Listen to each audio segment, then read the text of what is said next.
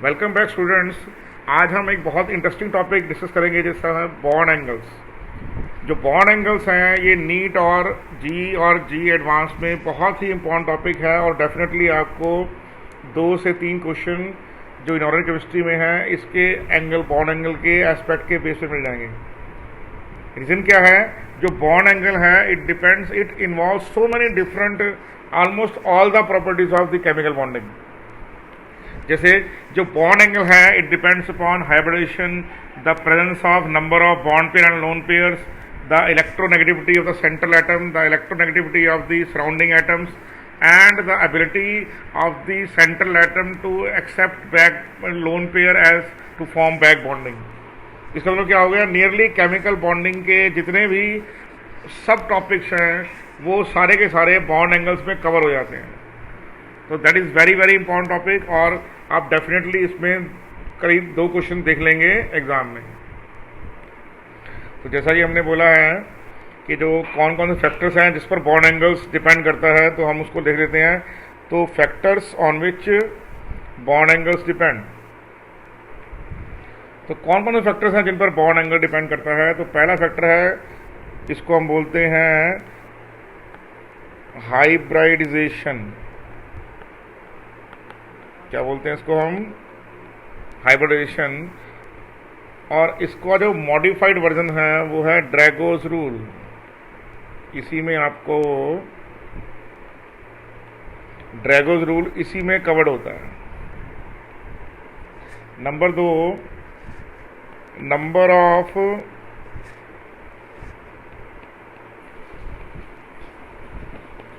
Loan pair and bond pairs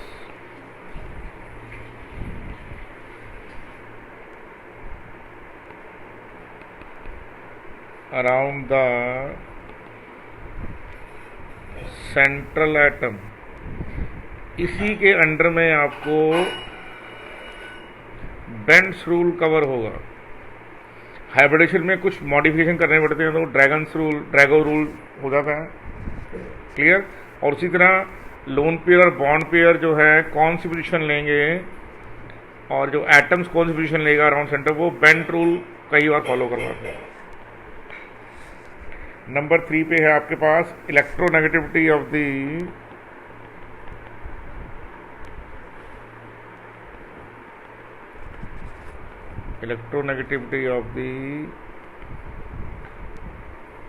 central atom. और number 4 है आपके पास बैक बॉन्ड फॉर्मेशन टेंडेंसी। ठीक है, इसको आप ये भी बोल सकते हैं कि availability of vacant orbital, availability of vacant orbitals. तो ये factor number 1, factor number 2, factor number 3, factor number 4। तो सबको मालूम है हाइब्रिडेशन के अंदर ही कवर होगा ड्रैगोज रूल। और number of lone pair and bond pair ये आपने पढ़ा हुआ है। ये वेस्पर थ्योरी भी, बेंट रूल, इसको valence shell electron pair repulsion theory बोलते हैं। तो उसी में एक मॉडिफिकेशन आएगा, दैट इज बेंट्स रूल। और नेक्स्ट है electronegativity of the central atom and the atoms around it. और सबसे लास्ट होगा back bond formation. Back bond formation भी आप हाइब्रिडेशन के अंदर कवर कर सकते हैं। रीजन क्या होता है? During the back bond formation क्या होगा आपका? हाइब्रिडेशन में कभी कभी चेंज आ जाता है। सिमिलरली ऐसे ही क्या होता है, जो बहुत सारे ऐसे कंपाउंड्स हैं वो वेपर फेज में, लिक्विड फेज में और सॉलिड स्टेट में डिफरेंट टाइप की हाइब्रिडेशन देते हैं।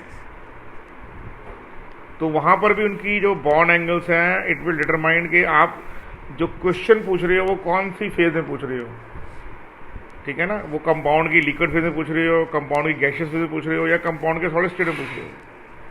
तो that is very very important. अब चेक करेंगे हम हाइब्रिडेशन को कैसे निकालेंगे। तो पहले आप निकाल लीजिए फैक्टर है, उसका फैक्टर का नाम है, आप मान लीजिए ए। तो ये क्या होगा? ये होगा सम ऑफ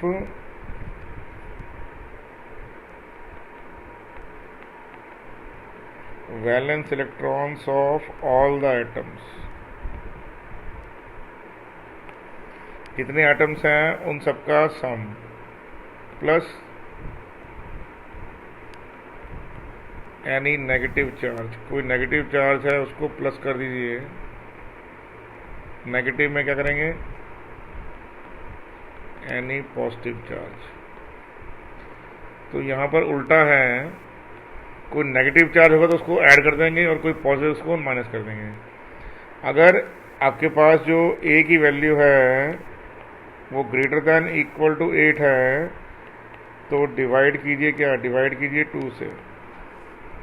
अगर ए की वैल्यू डिवाइड कीजिए, अगर ए की value greater than equal to 9 है तो डिवाइड कीजिए 8 से, और अगर ए की वैल्यू है लेस देन इक्वल टू 8 तो डिवाइड कीजिए 2 से। जो इसमें क्वेश्चन आएंगी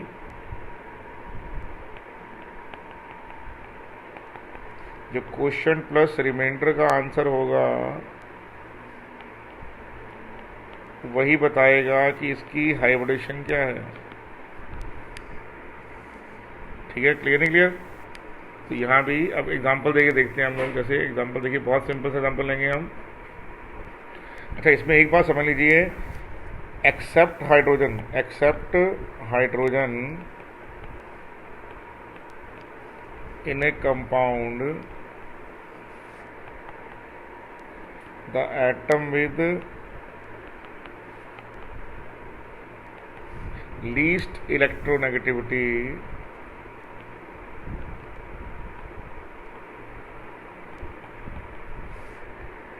is the central atom। ठीक है ना?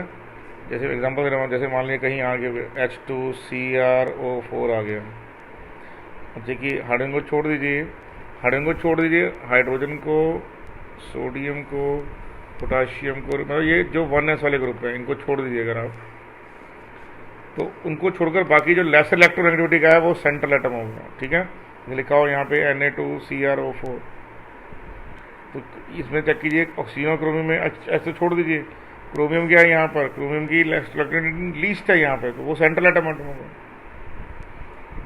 ठीक है, ऐसे क्या होगा आपके पास, यहाँ पे मान लीजिए लिखा होगा KMnO4, तो सेंट्रल एटम Mn होगा।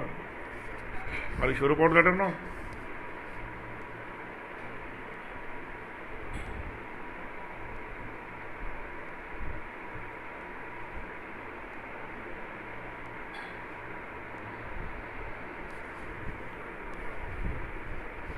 ऐसे ही क्या होगा आपके पास, जैसे SO2 है, सेंट्रल एटम सल्फर है।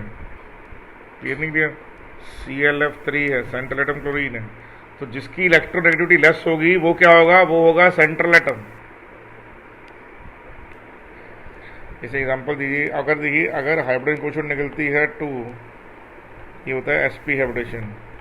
अगर ये 3 तो होता है sp2, 4 तो होगा sp3, 5 तो होगा आपका sp3d। इसी में एक और पॉसिबिलिटी है dsp2। 6 है तो आंसर होगा sp3d2, 7 है तो है sp3d3। ओके, अब देखिए जैसे मान लीजिए हमारे पास यहाँ पर क्या है, PCl5 है, तो आप A निकाल लीजिए। तो नंबर तो 1 into phosphorus plus 5 into chlorine, तो इसका मतलब क्या हो गया, हमारे पास आ गया 1 इंटू फास्फोरस में बैलेंस इलेक्ट्रॉन कितने होती हैं 5, क्लोरीन में बैलेंस कितने होती है, आंसर है 7। तो कितना आ गया 5 प्लस 35, आंसर इज 40। तो A क्या है, ग्रेटर देन इक्वल टू 8 और 9।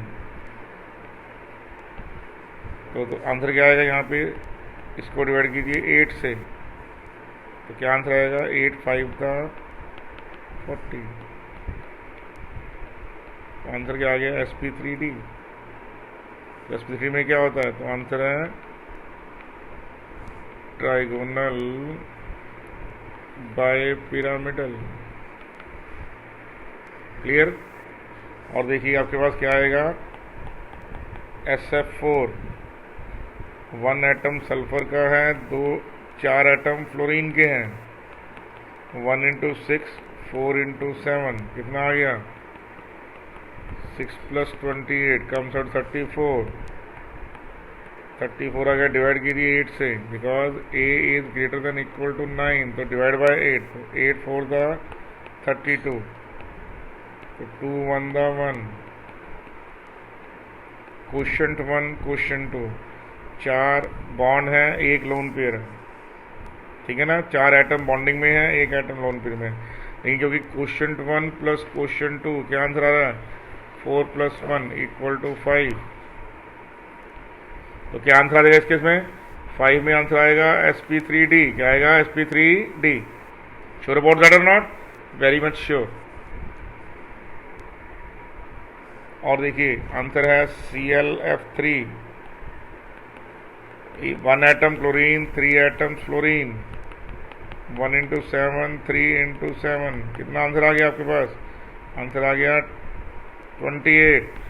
28 को डिवाइड कीजिए 8 से, कितना आंसर आ गया, 24, तो 2 2 द 4, क्वोशंट 1 है 3, क्वोशंट 2 है 2, टोटल मिला के 5 आ गया। 5 पे क्या आंसर आता है, आंसर है sp3d। Are you sure about that. तो ये जो एग्जांपल है मैंने आपको दिए, ऐसे आप निकाल लीजिए। ऐसे क्या होगा आपके पास, मान लीजिए यहाँ पर देखिए आपके पास क्या आ गया, मान लीजिए आपके पास आ गया नाइट्रेट, तो 1 × nitrogen plus 3 × oxygen plus 1 charge, कितना है, 1 चार्ज है आपके पास नेगेटिव का, ठीक है ना। तो नाइट्रोजन में बैलेंस इलेक्ट्रॉन्स होते हैं 5, ऑक्सीजन में बैलेंस होते हैं 6, तो क्या आ गया 5 + 18 + 1, आंसर इज 24। तो 24 डिवाइड कीजिए 8 से, क्या आंसर आ गया आपके पास, 8 3 द 24, तो 3 पे आंसर क्या है, आंसर है sp2। मान लीजिए आपके पास है NH4+, NH4+ में क्या आएगा, 1 × नाइट्रोजन 4 × हाइड्रोजन प्लस, और इसमें क्या होगा, क्योंकि तो यहाँ पर प्लस का चार्ज है, तो प्लस के चार्ज में क्या होगा, प्लस के चार्ज में आपको -1 लिखना पड़ेगा। तो ये नाइट्रोजन में कितना है, 5 इलेक्ट्रॉन है, तो ये 5 हो गया, हाइड्रोजन में 1 है, तो आंसर आ गया 5 + 4 - 1 8, तो 8 डिवाइड बाय 2, 2 4 द 8, तो 4 पे क्या आंसर आ गया, आंसर आ गया sp3। तो आपको क्या करना है, आपको हमेशा यहाँ पर चेक करना है कि हाइब्रिडेशन कैसे हो रही है। और एग्जांपल और देखिए, हम बड़ा इंटरेस्टिंग एग्जांपल है, जैसे आपने अभी चेक किया है PCl5 में आंसर आया है sp3d, ठीक है, लेकिन अगर आपके पास है PCl4+ और PCl6 नेगेटिव, तो चेक कीजिए, क्योंकि PCl जो 5 है सॉलिड स्टेट में, PCl4+ और PCl ये सॉलिड स्टेट में यूज करती है। PCl5 किसमें है, ये लिक्विड और वेपर फेज में है, और PCl4+ और PCl6 नेगेटिव इसमें है, ये आपका लिक्विड फेज में है। तो PCl4+ क्या हो जाएगा, तो एक फास्फोरस का है, 4 क्लोरीन है, और फिर क्योंकि यहाँ पर प्लस साइन लगा तो -1 करना पड़ेगा आपको। फास्फोरस कितना है, फास्फोरस का 5 है, क्लोरीन का 7 है, -1, तो 5 + 28 - 1, तो 32 आ गया, 32/8, कितना आंसर आ गया, 4 sp3। तो जो PCl4+ है वो sp3 है, और इसमें क्या होगा, चेक कीजिए ध्यान से, PCl में क्या होगा, 1 × फास्फोरस 6 × क्लोरीन, अब +1 आएगा क्योंकि नेगेटिव चार्ज में प्लस होगा, तो 1 × 5 6 × 7 + 1, कितना हो गया, 6 + 42 48 हो गया। तो 48 को 8 से करो, 8 6 था 48, तो 6 पे क्या आंसर आता है, तो आंसर है sp3d2। इसका मतलब क्या हो गया आपके पास कि PCl5, PCl4+ और PCl6 नेगेटिव सब में जो हाइब्रिडेशन है वो डिफरेंट आ रही है।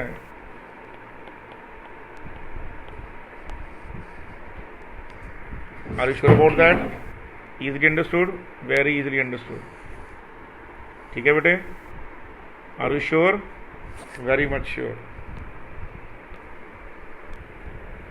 हाइब्रिडेशन जानने का एक और तरीका भी है, वो क्या है, हाइब्रिडेशन क्वेश्चन का एक और फार्मूला होगा, वो होगा number of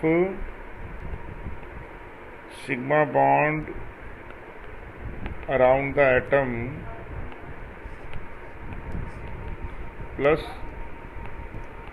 number of lone pairs. एक एटम के आसपास कितने सिग्मा बॉन्ड हैं और कितने लोन पेयर हैं। जैसे मान लीजिए आपके पास यहाँ पे कार्बन डाइऑक्साइड आ गया, तो अब क्या है यहाँ पे देखिए, ये सिग्मा बॉन्ड है, ये सिग्मा बॉन्ड है और ये पाई बॉन्ड है।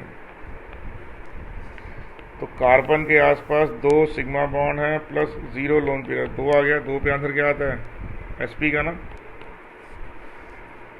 क्लियर। ऐसे क्या होगा आपके पास, मान लीजिए देखिए नाइट्राइट आयन है, तो नाइट्राइट में क्या है, ये सिग्मा बॉन्ड है, ये सिग्मा बॉन्ड है और ये लोन पेयर है। तो 2 sigma bond plus 1 lone pair, कितना आंसर आ गया, 3। 3 पे आंसर क्या आएगा, तो आंसर है sp2 bf3। तो इसमें कितने हैं, bf3 के आसपास क्या है, यहाँ पे 3 सिग्मा बॉन्ड है, तो आंसर आ गया sp2।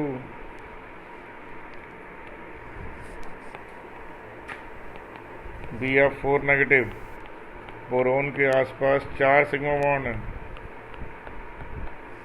तो 4 पे आंसर क्या आता है, तो आंसर है sp3।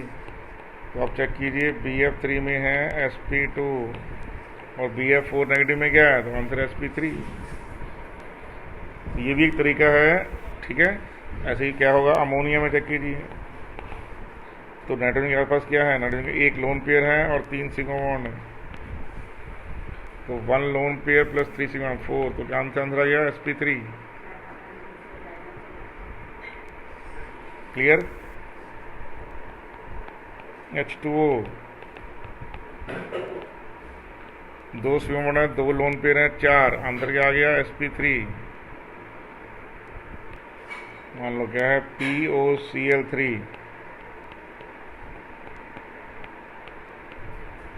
1 2 3 4 और ये पाई, नंबर 1 2 3, तो नंबर ऑफ सिग्मा बॉन्ड 4 है यहाँ पे, तो क्या आंसर आ गया यहाँ पे, sp3। Easy, that is too easy. देखिए नेक्स्ट जो इम्पॉर्टेंट पॉइंट है, बहुत ही ज़्यादा इम्पॉर्टेंट है, ये है ड्रैगो रूल। तो ड्रैगो रूल क्या बोलता है यहाँ पे, if the central atom belongs to the 3rd period or onward and electronegativity of the surrounding atom is 2.5 or less, then hybridization is not possible on the central atom। ये बहुत important rule है और इसको आपको समझना है। Drago rule बहुत important है, इसको आप ध्यान से समझिएगा, ठीक है। मैं एग्जांपल देके आपको समझा रहा हूँ। यहाँ पे देखिए, मैं एग्जांपल ले रहा हूँ। यहाँ पे मान लीजिए यहाँ पर PH3 है और PF3 है। अब जो फॉस्फोरस है, it belongs to 3rd period, क्योंकि ये 3rd पीरियड से बिलोंग करता है, तो ऑब्वियस है इसके ऊपर ड्रैगोस रूल एप्लीकेबल होगा। तो जो फॉस्फोरस है उसके पास फॉस्फाइन है और यहाँ पर लोन पेयर है, और फ्लोरीन है यहाँ पर और ये भी लोन पेयर है। तो यहाँ पर चेक कीजिए, जो हाइड्रोजन की इलेक्ट्रोनेगेटिविटी है वो है 2.1 और फ्लोरीन की इलेक्ट्रोनेगेटिविटी होती है around 4 on the polling scale. इसका मतलब क्या हो गया कि अगर फास्फोरस की बॉन्डिंग ऑक्सीजन के साथ है, क्लोरीन के साथ है, फ्लोरीन के साथ है, नाइट्रोजन के साथ है, तो फास्फोरस क्या होगा, फास्फोरस विल अंडरगो हाइब्रिडाइजेशन।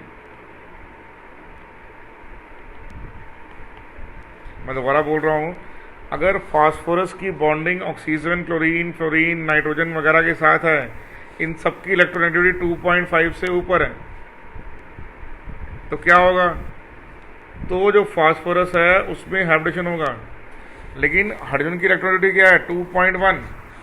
तो अब देखिए ड्रैगो रूल को क्या बोल रहा है, if the electronegativity of the surrounding atom is 2.5 or less, the hybridization is not possible. इसमें क्या होगा? pH3 में क्या होगा? pH3 में होगा no hybridization.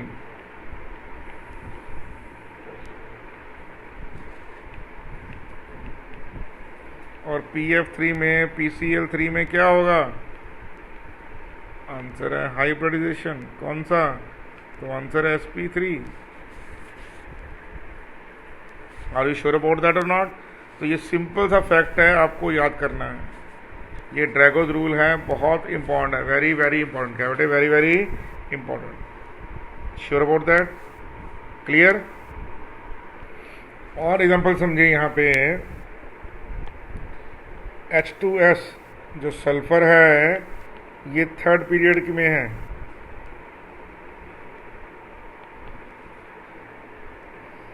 और आपके पास है मान लीजिए HCl2, यहाँ भी सल्फर थर्ड पीरियड में है.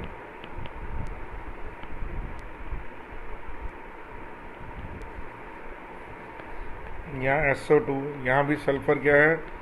थर्ड पीरियड में है. अब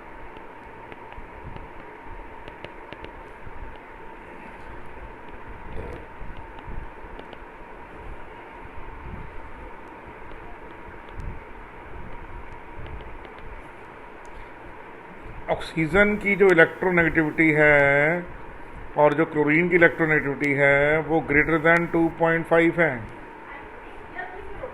तो SO2 में क्या है? SO2 के अंदर जो सल्फर है वो sp2 हाइब्रिडाइज्ड है. HCl2 के अंदर जो सल्फर है वो sp3 हाइब्रिडाइज्ड है. लेकिन H2S के अंदर क्या है? Sulphur is not hybridised. Why? क्योंकि जो हाइड्रोजन एटम है इसकी इलेक्ट्रोनेगेटिविटी क्या है? 2.5 से लेस है. तो ये बहुत इंपॉर्टेंट पॉइंट है जो आपको समझना है. ये रूल का नाम है ड्रैगोज रूल. क्या नाम है? Drago's rule. Are you sure about that? तो ये पॉइंट जो है वेरी वेरी इंपॉर्टेंट. क्या है? Very very important. क्लियर है आपको ये बात? श्योर? अब देखिए यहाँ पर जो बड़ा ही इंटरेस्टिंग सा एग्जांपल आपके पास आ रहा है वो क्या आ रहा है यहाँ पे कि जो अमोनिया है उसमें बॉन्ड एंगल है 107, लेकिन फॉस्फाइन में बॉन्ड एंगल है 93.5, आर्साइन में है 9.5 और स्टेपाइन में है आपका 91.3. तो PH3 है, ASH3 है, और ये सब हाइड्राइड्स हैं ग्रुप 15 के. लेकिन बॉन्ड एंगल यहाँ से यहाँ क्या हो रहा है? यहाँ से यहाँ डिक्रीज हो रहा है कंटिन्यूसली.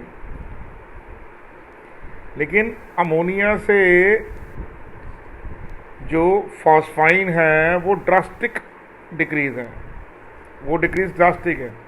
आप बोल सकते हैं अमोनिया का जो बॉन्ड एंगल है very very large than phosphine, large than arsine, stibine. तो ये यहाँ पे जो आपके पास हाइड्राइड्स आ रहे हैं ग्रुप 15 में, तो 107 से 13 डिग्री के में जो डिफरेंस जो आपका आ रहा है नियरली आपका 14 डिग्री का डिफरेंस आ रहा है. लेकिन यहाँ जो डिफरेंस आ रहा है नियर अबाउट ओनली 2 डिग्री का आ रहा है. यहाँ डिफरेंस जो आ रहा है ओनली 0.2 डिग्री का आ रहा है. तो ये जो एक ड्रास्टिक चेंज है उसका रीज़न क्या है? जो रीज़न मैंने अभी आपको ये ड्रैगोज रूल पे की एप्लीकेशन है ये कि जो फास्फोरस है, जो फास्फोरस है, आर्सेनिक है और एंटीमनी जो है ये थर्ड, फोर्थ और फिफ्थ ग्रुप से बिलोंग करते हैं. ठीक है ना? ये थर्ड पीरियड एंड ऑनवर्ड्स हैं. यस और नो? तो अगर थर्ड पीरियड पे कोई एलिमेंट है और उसके आसपास जो सराउंडिंग एटम्स हैं, जो सराउंडिंग एटम है वो हाइड्रोजन है यहाँ पे, तो सराउंडिंग एटम्स की जो इलेक्ट्रोनेगेटिविटी है वो 2.5 से लेस है, जो कि इस केस में है, जो कि हाइड्रोजन है 2.1. तो उस केस में क्या होगा, सेंट्रल एटम जो फास्फोरस है, आर्सेनिक है और एंटीमनी है, ये क्या होगा, डज नॉट और डू नॉट लिख देते हैं, बेटर है, ठीक है, do not undergo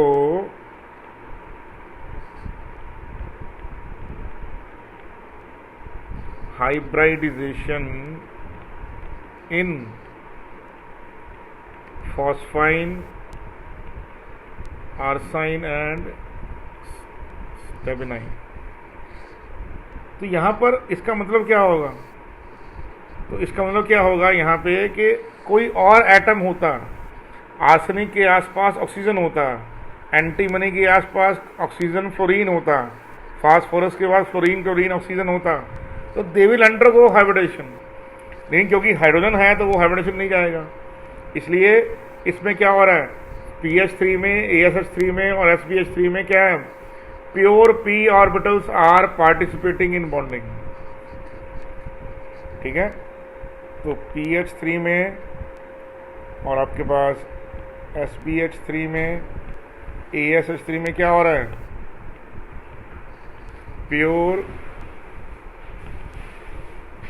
p orbitals are participating in bonding. That is why bond angle is very near to 90 degree. ठीक है बेटे, क्लियर आपकी ये बात। तो ये पॉइंट आपको क्लियर होना चाहिए कि जो अमोनिया में क्या है, जो लोन पेयर है वो हाइब्रिडाइज ऑर्बिटल में है। मैं दोबारा बोल रहा हूँ, अमोनिया के अंदर जो लोन पेयर है वो हाइब्रिड ऑर्बिटल में है, लेकिन जो फॉस्फाइन है उसमें जो p ऑर्बिटल है वो प्योर s ऑर्बिटल में। दोबारा समझिए, अमोनिया के अंदर जो लोन पेयर है, in ammonia lone pair is in, किसमें है, हाइब्रिड ऑर्बिटल, और फाइव में क्या है, lone pair is in s orbital. Phone आ रहा है। और सेम टू सेम क्या होगा, फॉस्फाइन में, ASH3 में और SPH3 में, तीनों में जो लोन पेयर है वो प्योर s ऑर्बिटल में ही है। इसलिए जो फॉस्फाइन है बहुत वीक बेस है इन कंपैरिजन टू अमोनिया। ये याद रखिए इस बात को, ठीक है। तो ये बहुत इंपॉर्टेंट बात है जो आपको याद होना चाहिए। जो अमोनिया का लोन पेयर है, it can be easily given to form NH4+, लेकिन जो PH3 है, it is not able to give its lone pair very easy, that's why it is difficult to form what, it is difficult to form PH4+। और पानी में तो बहुत ही मुश्किल होता है। चलिए, मिनरल एसिड होगा तो बनाना आसान है फिर भी PH4+, लेकिन वाटर में तो PH3 को डिज़ोल्व करवा के PH4+ बनाना बहुत ही एक मुश्किल काम है। होता है लेकिन मुश्किल है। तो आप बोल सकते हैं, ये भी एक इम्पॉर्टेंट प्रॉपर्टी है कि जैसे जैसे आप डाउन द ग्रुप जाएंगे, ठीक है, तो बेसिक प्रॉपर्टी जो है वो डिक्रीज करती जाएगी। Are you okay with that? क्योंकि जैसे जैसे आप डाउन द ग्रुप जाते हैं तो जो लोन पेयर हैं S के, वो इनर्ट पेयर में कन्वर्ट होने शुरू हो जाते हैं, ठीक है ना। जो लोन पेयर इलेक्ट्रॉन है, जो आउटर S इलेक्ट्रॉन है, उनका इनर्ट पेयर इफेक्ट में कन्वर्जन होना शुरू हो जाता है। खैर अब हम उस डिटेल में नहीं जाएंगे, but that is very very important also, ठीक है जी। तो हमने जो चीज़ समझी है वो क्या समझी है कि PH3 में, ASH3 में और SPH3 में क्या है, प्योर p ऑर्बिटल पार्टिसिपेट कर रहे हैं बॉन्डिंग में। ड्रैगोज रूल, कौन सा रूल है बेटा, ये ड्रैगोज रूल है, ठीक है। सेम टू सेम यहाँ पे आप चेक कर लीजिए। यहाँ पे अगर आप चेक करेंगे तो आपको क्या मिलेगा, वाटर का जो ऑक्सीजन जो है इट इज़ sp3 हाइब्रिडाइज, लेकिन जो सल्फर है, सेलेनियम है और जो टेरियोलियम है, they are not undergoing hybridisation. Sulphur, selenium and tellurium ये क्या कर रही हैं, इनमें क्या है, जो प्योर पी ऑर्बिटल है, जो प्योर पी ऑर्बिटल्स हैं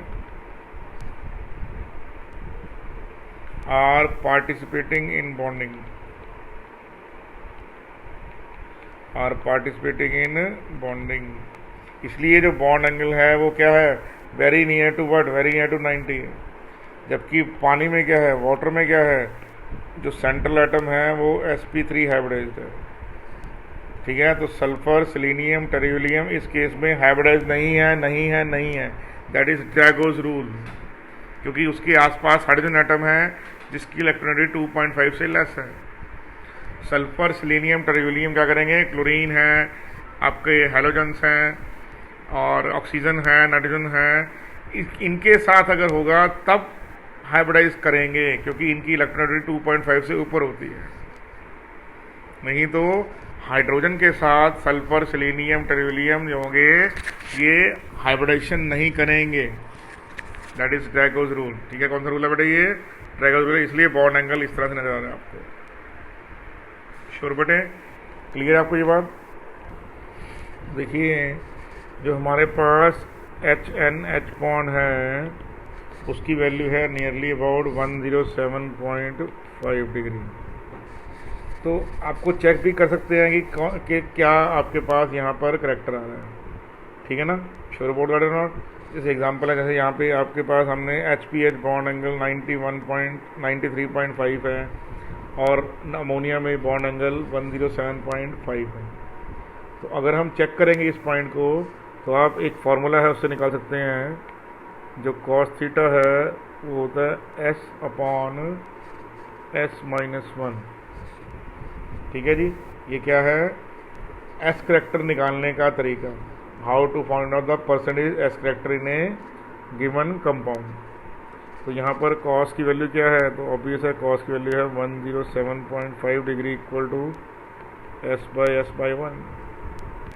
इसकी जो वैल्यू है वो -0.2923 आ गई है, 2923। तो ये हो गया S/S-1। जब इसको आप कैलकुलेट करेंगे तो S की वैल्यू आपके पास 0.23 के आसपास आ जाएगी।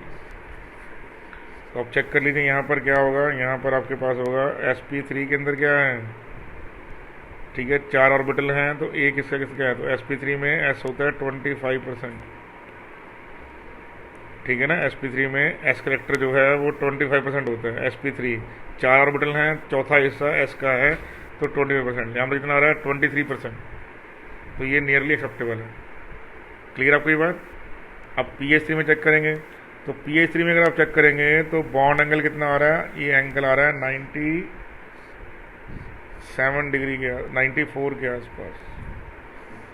तो जब हम 94 को cos 94 is equal to S/S-1, तो when you calculate cross multiply करेंगे इसको जब आप, तो S की वैल्यू आएगी लगभग 0.02। तो S करेक्टर 2 आ रहा है, तो लगभग ना के बराबर है। तो जो इसका मतलब क्या हो गया कि क्योंकि sp3 में करेक्टर 25, इसका मतलब sp3 हाइब्रिडाइज है ही नहीं है। इस एंगल के अंदर जो PHP ये जो बॉन्ड एंगल है इसमें S करेक्टर है ही नहीं। इसमें जो HP देखिए, ये HNH बॉन्ड है उसमें 25% के आसपास S करेक्टर होना चाहिए। तो S की वैल्यू 0.23 आ रही है, तो लगभग आसपास ही है। वो हल्का सा, क्योंकि यहाँ पर जो अमोनिया है सबको मालूम है, जो अमोनिया की रियल पिक्चर होती है वो क्या होती है, अमोनिया की रियल पिक्चर होती है कि ये पिरामिडल शेप का होता है, हल्का सा डिस्टॉर्शन होता है due to lone pair bond pair repulsion. तो इसलिए उसमें 0.02 की एरर आ जाएगी आपके पास, और यू श्योर अबाउट दैट। लेकिन यहाँ पर नहीं आ रही। तो ये फार्मूला है चेक करने का, to determine the percentage S character in a bond. तो HPH जो एंगल है इसमें S करेक्टर जो है, S character in that bond angle is absent है, एकदम से एब्सेंट है आपका। 0.002% जो आ रहा है दैट इज नेग्लिजिबल। इसका मतलब क्या हो गया, जो फॉस्फाइन के केस में जो लोन पेयर है वो स्ट्रिक्टली S ऑर्बिटल में ही प्रेजेंट है। और जो अमोनिया में जो लोन पेयर है वो प्रेजेंट किस में है, वो प्रेजेंट है आपके हाइब्रिड ऑर्बिटल में, जो sp3 है और जिसमें एस फैक्टर 25% है। इस केस में 23% है। ठीक है ना बेटे, श्योर अबाउट दैट। देखिए अगर हम चेक करेंगे आइडियल बॉन्ड एंगल्स के हिसाब से, तो sp में क्या आएगा, लीनियर एंगल आएगा 180 का। sp2 ट्रायंगुलर प्लेनर है, इसमें बॉन्ड एंगल आएगा 120 का।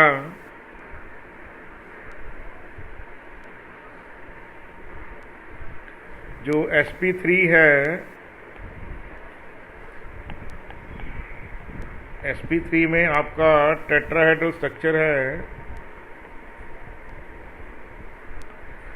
तो जो बॉन्ड एंगल कितना आएगा आइडियल 109 डिग्री 28 मिनट्स का। जैसे मान लीजिए आपके पास यहाँ पर मीथेन है, so all bond angles alpha beta ये जो हैं गामा, ठीक है, delta, they are all identical bond angles. Total 6 angle बनेंगे इसमें, याद रखिएगा इस बात को। तो ईच जो इसमें hydrogen carbon hydrogen bond angle है, कितना बनेगा 109 डिग्री 28 मिनट्स। क्लियर आपको ये बात। अगर sp3 की ज्योमेट्री में, अगर sp की ज्योमेट्री में आपके पास क्या है, आपके पास 4 बॉन्ड पेयर हैं, 4 बॉन्ड पेयर हैं, तब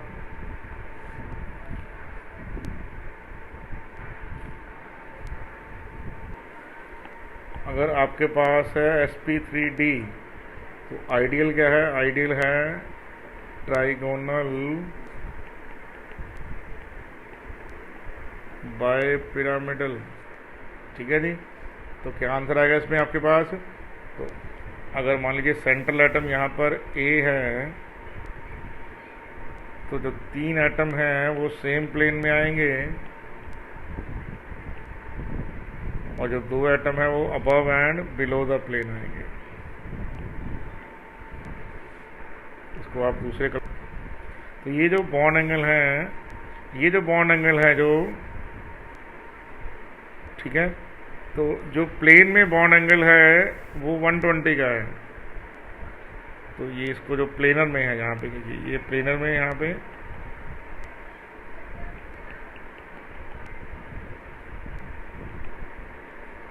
ये ट्राइगोनल प्लेनर है। Each bond angle is 3 bond angle जो हैं, जो 3 बॉन्ड हैं BAB के, जो 3 बॉन्ड एंगल्स हैं वो किस पे हैं, वो हैं आपके पास 120 के। और जो 2 बॉन्ड एंगल हैं, 2 नहीं है यहाँ पे, 1 2 6 बॉन्ड एंगल्स बनेंगे यहाँ पे। 6 बॉन्ड एंगल जो हैं वो BAB के बनेंगे किस पर, 90 डिग्री के। देखिए ये जो B है इन तीनों पर 1 2 3, ये B1, ये B2, ये B3, ये जो B4 है, ये जो B है, ये इन तीनों पर 1 2 और 3 तीनों पर 90 डिग्री पे है। सेम टू सेम ये जो B है ये तीनों पर 90 डिग्री पे है। तो टोटल कितने हो गए, 6 बॉन्ड एंगल हो गए 90 में। तो ये जो बॉन्ड एंगल है 90 का है। ओके, क्लियर आपकी बात।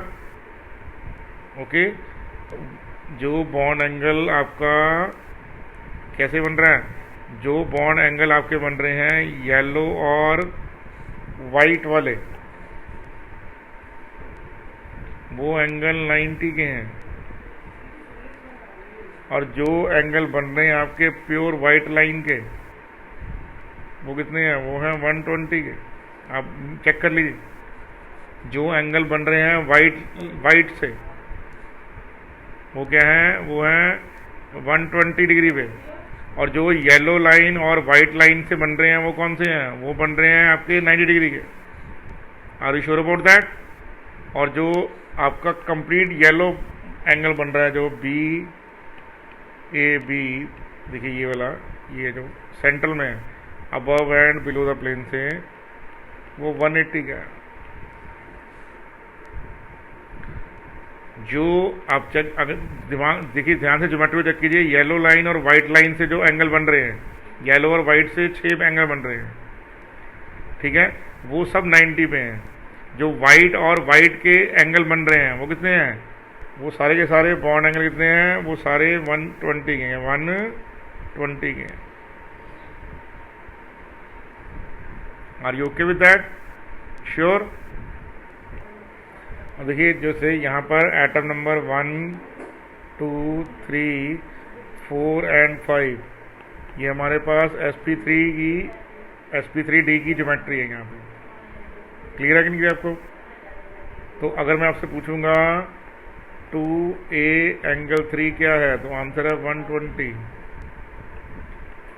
4a2 का एंगल क्या है, तो आंसर है 90।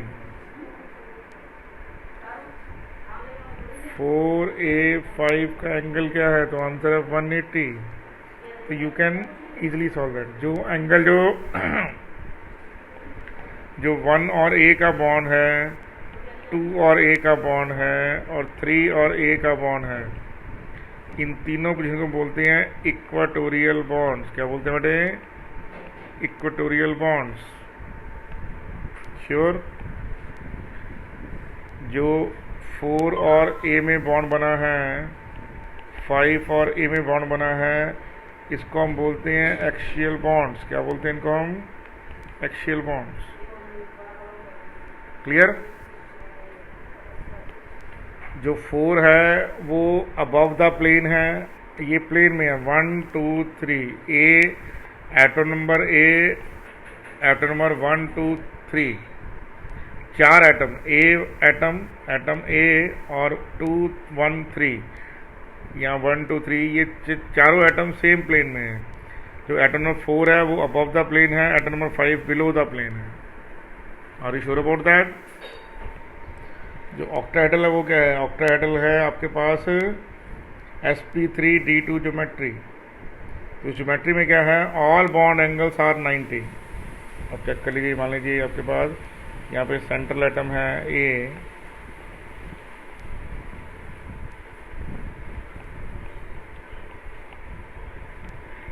these 4 bonds are in same plane, तो इसको क्या बोलेंगे हम लोग? और ये क्या है? ये बॉन्ड है बिलो द प्लेन और ये बॉन्ड है अबव द प्लेन।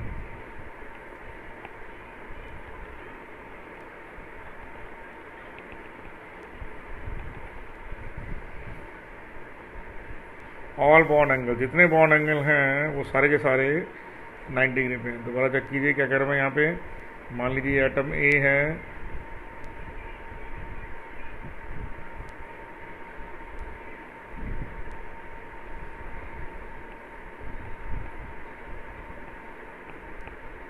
ये चारों के चारों बॉन्ड क्या हैं? ये चारों के चारों बॉन्ड हमारे प्लेन में, एक ही प्लेन में, स्क्वायर पे है। ये जो B है बिलो द प्लेन है और ये जो B है क्या है? ये अबव द प्लेन है। तो ये ऑक्टाहेड्रल है। क्या बेटे? ऑक्टाहेड्रल हो गई। Are you sure about that? Clear? तो ये छोटा सा पॉइंट है, ये आपको क्लियर होना चाहिए यहाँ पे। All bonds are what? All bonds are 90 to each other. ये मैं दोबारा बोल रहा हूँ, ये आइडियल कॉन्सेप्ट में। क्या बेटे? ये आइडियल कॉन्सेप्ट में। Sure about that? All bond angles, all bonds angles are क्या है? ये 90 डिग्री। कितने बेटे? 90 डिग्री पे।